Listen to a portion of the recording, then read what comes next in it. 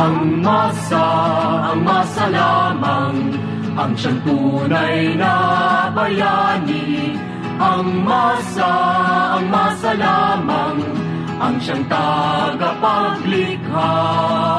Ang masa lamang, ang siyang tagapaglikha. Ang masa,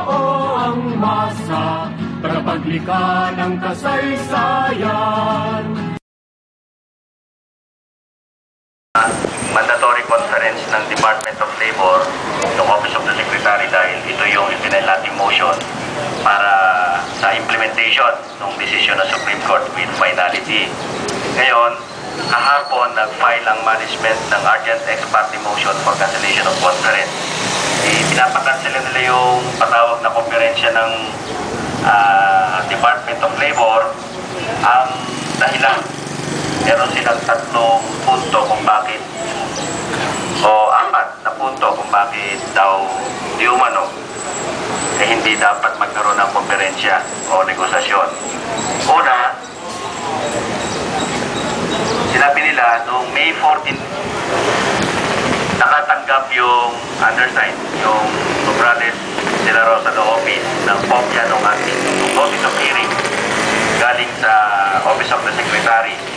At nakaset nga itong araw na to at alas 2 ng hapon yung dapat na konferensya. Pangalawa, yung binabanggit nila dito na hindi inaasahang magkakataon, unfortunately, yung partners daw ng law office o isang doon sa partner ng law office ng Jack de la Rosa Nograles Law Office ay hindi obra itong petsyang ito na isinet ng Department of Labor para sa konferensya. Di umano, siya ay opisyal na delegado na dadalo sa International Labor Organization at bahagi siya ng official delegation ng gobyerno.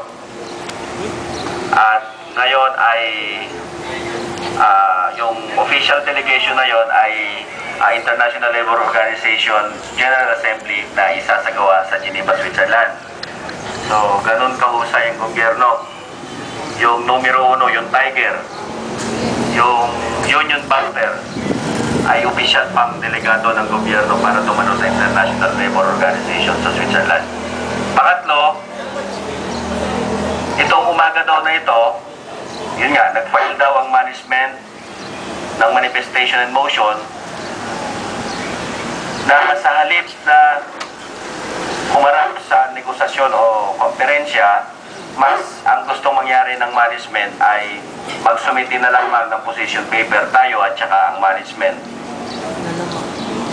Dahil ito ay consistent dun sa sinasabing desisyon ng Korte Suprema at inaffirm yung assumption of jurisdiction power ng Labor Secretary. So, yun yung binabanggit na dahilan, yung 3 punto.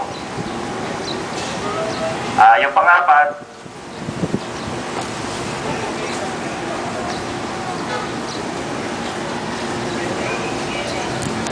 appointment, yung bahagi ng law office ng legal counsel ng management. Ang kanilang prayer, pabasahin ko in toto. Wherefore it is respectfully prayed that an order be issued cancelling the scheduled conference on 21 May 2008 and deferring the same until the Secretary of Labor had already ruled upon the company's manifestation and motion. Other just and equitable reliefs are likewise prayed for. Yun. Yun, mga kasama. So, itong motion na isinampa ng management, hindi outright approved o granted ng Department of Labor and Employment.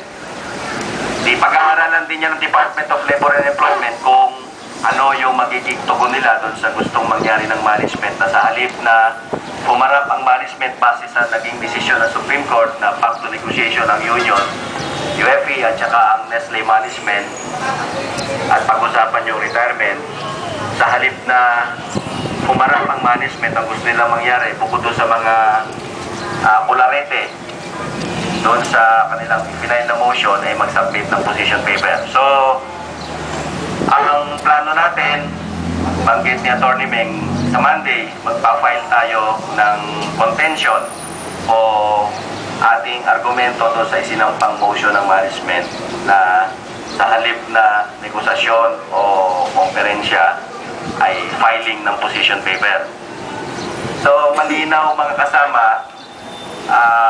yung desisyon ng Supreme Court walang sinasabing filing ng position paper ang magre-resolve doon sa usapin ng retirement. Kaya nga nag-uutos ang Korte Suprema na bumalik sa negosasyon ang UFE at saka ang Nestle Philippines Management at pag-usapan ang retirement benefit dahil ito ay malitong dapat pag-usapan sa loob ng ating collective bargaining agreement bilang parte siya ng CBA natin.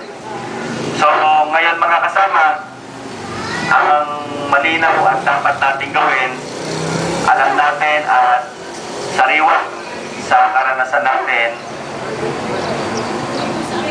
at hindi natin nalilimutan yung parte ng Department of Labor kung bakit yung napakaligal at napakamakatwiran na ipinagtatanggol nating retirement benefit ay naging binaboy at naging legal na binaboy ng management at malinaw itong sa pag-ipagsaporta ng mismong ahensyang ito, ang Department of Labor and Employment, kung saan si Patricia Santo Tomas kasama si Arturo Prion na ngayon ay Justice ng Korte Suprema ang pangunahing instrumento para pabuyin ng todo-todo ang 1991 decision ng Supreme Court.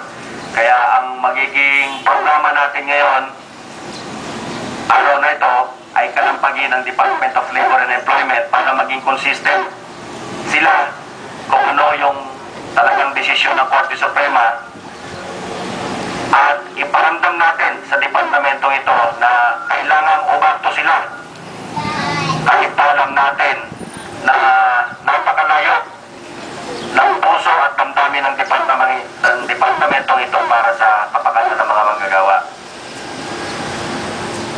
Okay ba mga kasama?